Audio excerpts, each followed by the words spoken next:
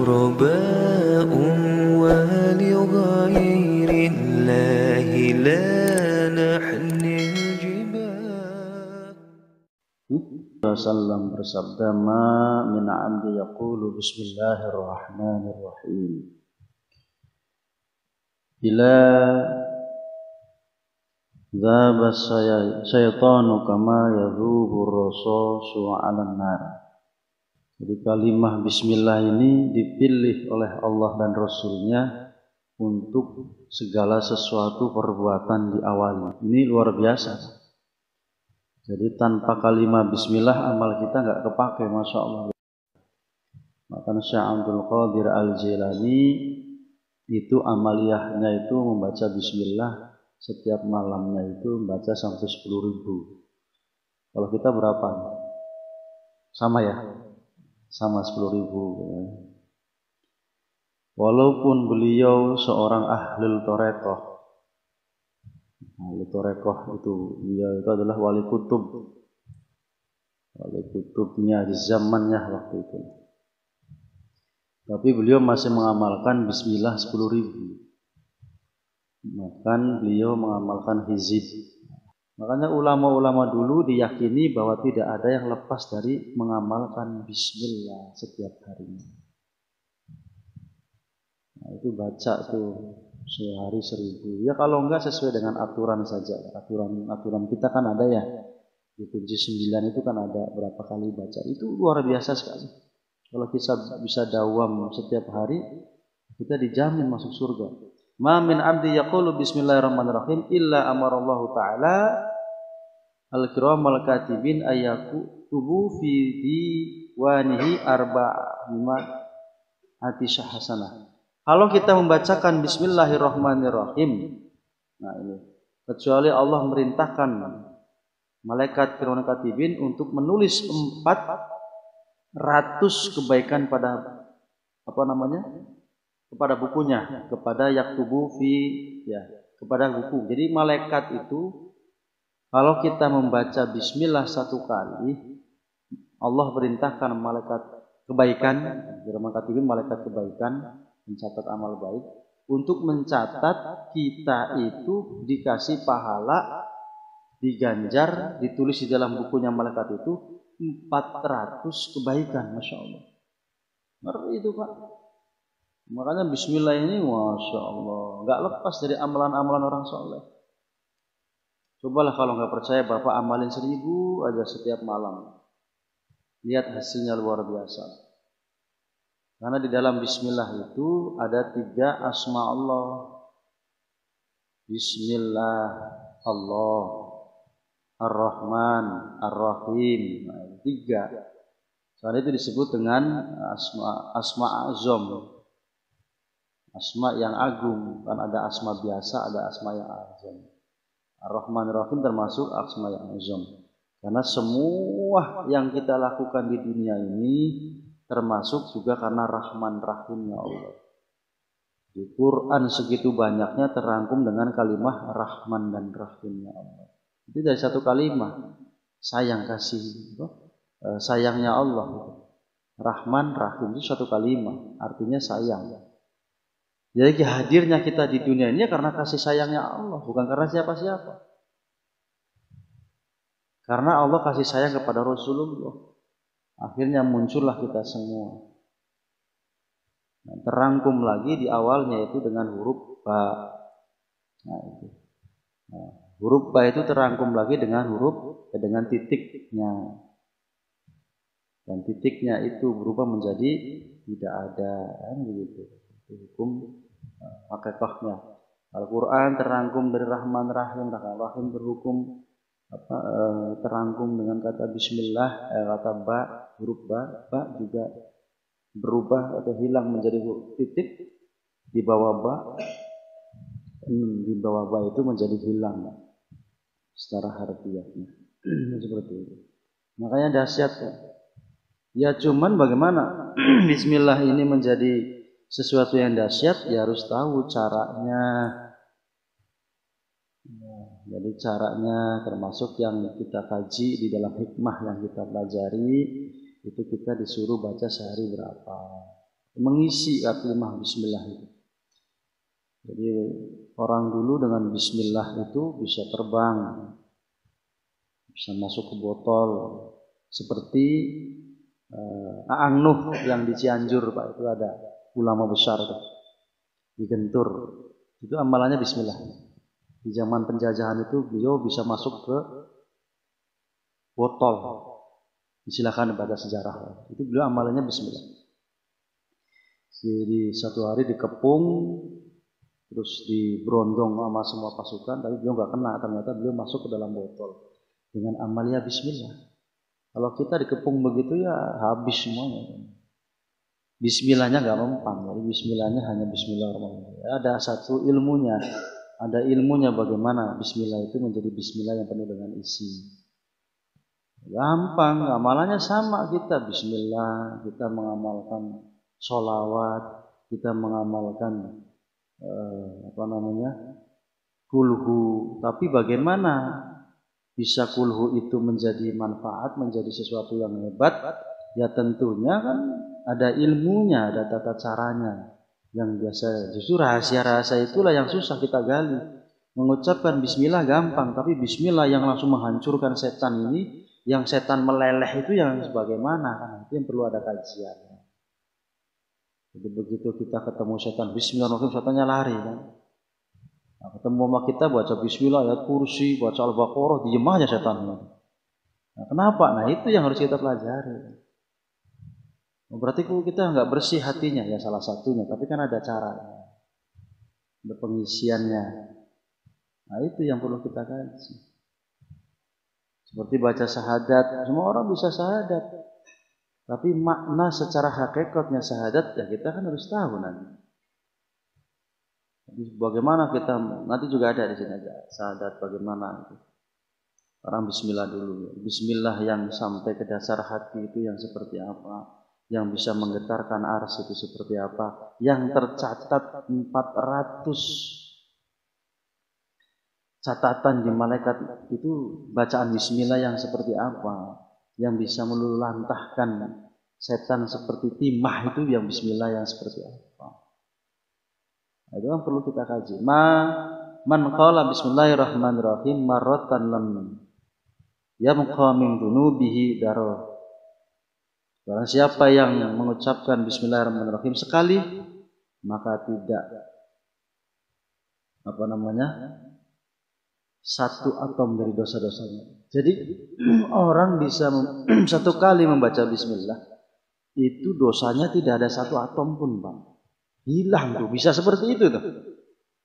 Nah pertanyaannya bismillah yang seperti apa?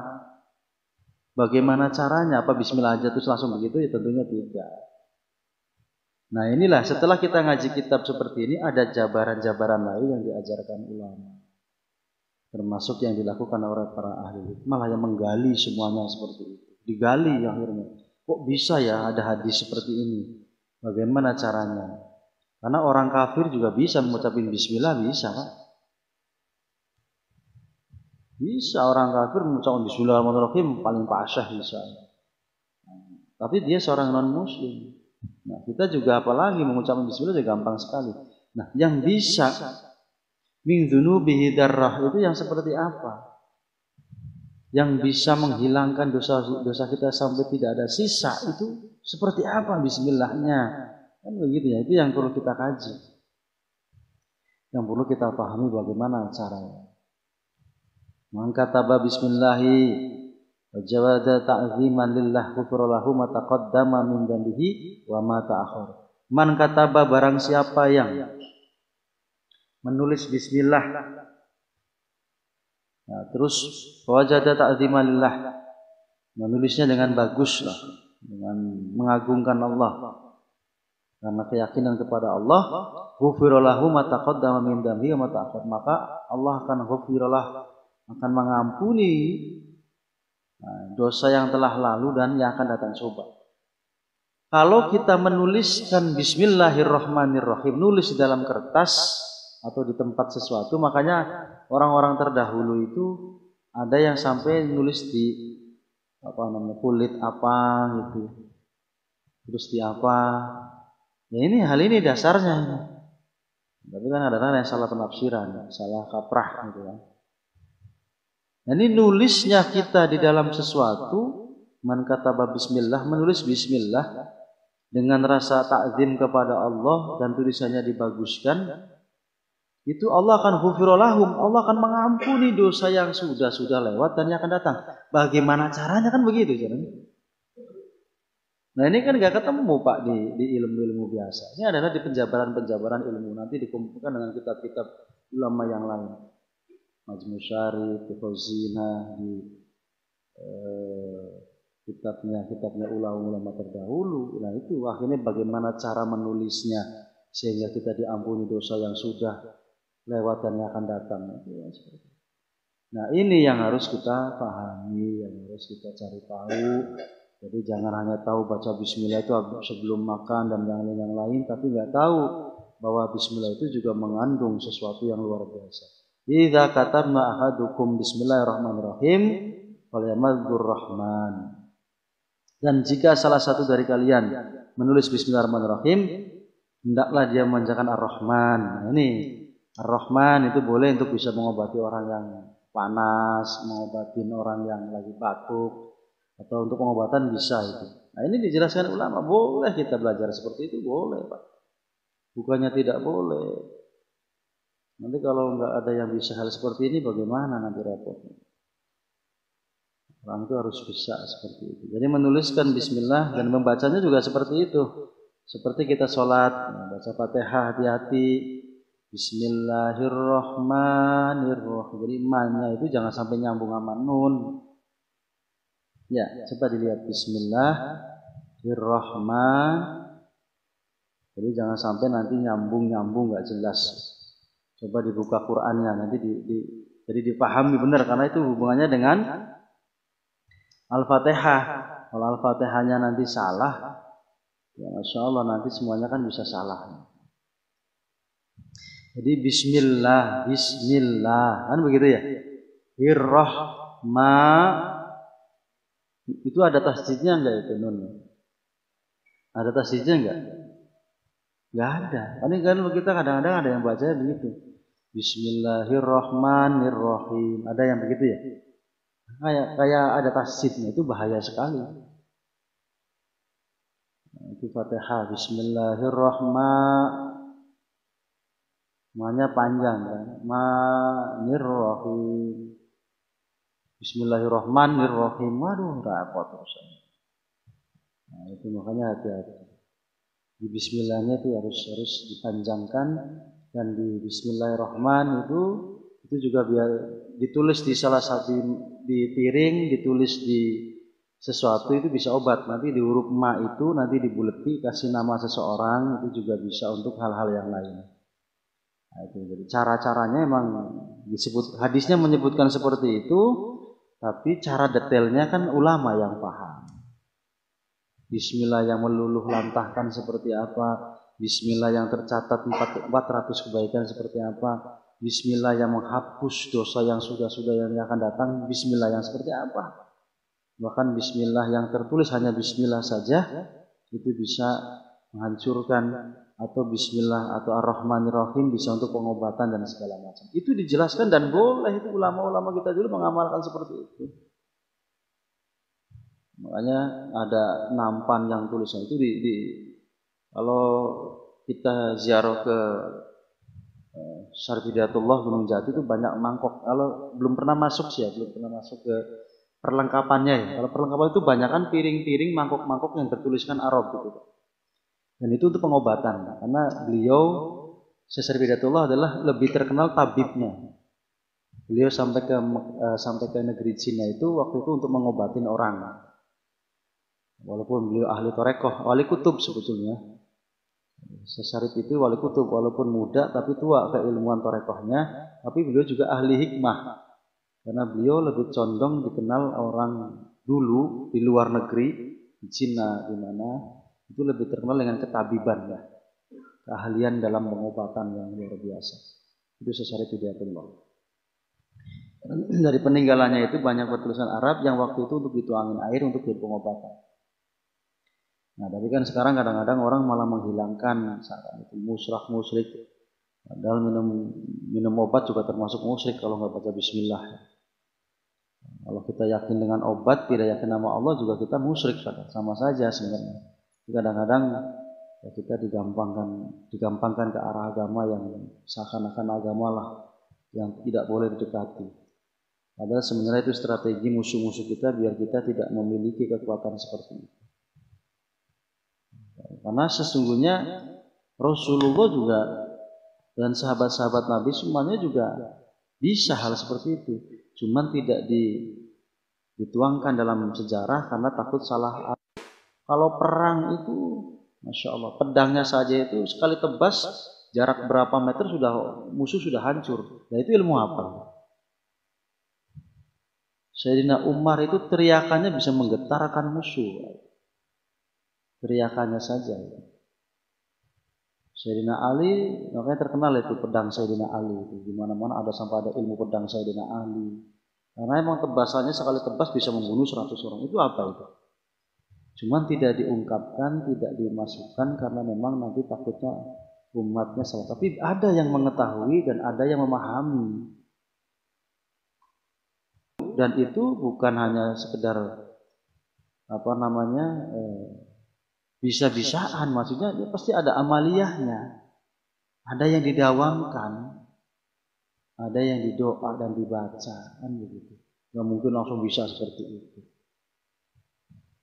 Nah itulah salah satu contoh-contoh. Apalagi para wali, Masya Allah, kan seperti itu. Baik, itu ya mungkin ya Pak ya. Nanti kita lanjutin lah selanjutnya. Ini untuk menguatkan saja, mudah-mudahan. Ya, ini dalil-dalilnya adalah menguatkan daripada amaliyah-amaliyah yang kita miliki juga. Pertama adalah masalah membacakan salawat, membacakan bismillah. Jadi dalilnya sahih kita untuk membacaannya. Sebagian kecil ulama yang tidak setuju itu juga ulama yang sekarang, ulama dulu semuanya sepakat. Nggak ada yang ulama-ulama yang menolak, termasuk baca la ilaha illallah, nggak ada yang menolak Pak. Sekarang aja banyak yang menolak, nggak jelas kan gitu. Adalah secara sepakatan ulama dulu semuanya sepakat. Makanya dawamim Pak, kalau pengen sukses dunia baca bismillah. Udah 1000 aja rezekinya lancar itu Pak, membuka pintu rezeki itu. Bahkan kalau ini bisa menjadi kewibawaan atau pengasihan ya kalau orang sekarang bisa. Jadi kalau orang yang pekerjaannya bertemu dengan orang ya dawamin bismillah 1000. Kalau nggak kuat 1000 ya 100. Bismillahirrahmanirrahim. Bismillahirrahmanirrahim. Dihayati, diresepi. Insya Allah itu akan luar biasa sekali. Nah, kalimat bismillah itu ya seperti tadi itu, ditulisnya saja bisa menghancurkan. Makanya Nabi Sulaiman itu kan amalannya apa? Ada kan Qur'annya, innahu bismillahirrahmanirrahim, untuk melakukan Bilqis dengan bismillahirrahmanirrahim. Nah itu amalan luar biasa kalau kita gali. Orang-orang ahli hikmah itu gak lepas dengan amalan bismillah. Bahkan orang-orang ahli thariqah juga seperti itu. Seperti yang dicontohkan oleh Sunan Derajat kalau salah, waktu beliau mengangkat senjata pusaka itu juga mengamalkan bismillah. غرباء ولغير الله لا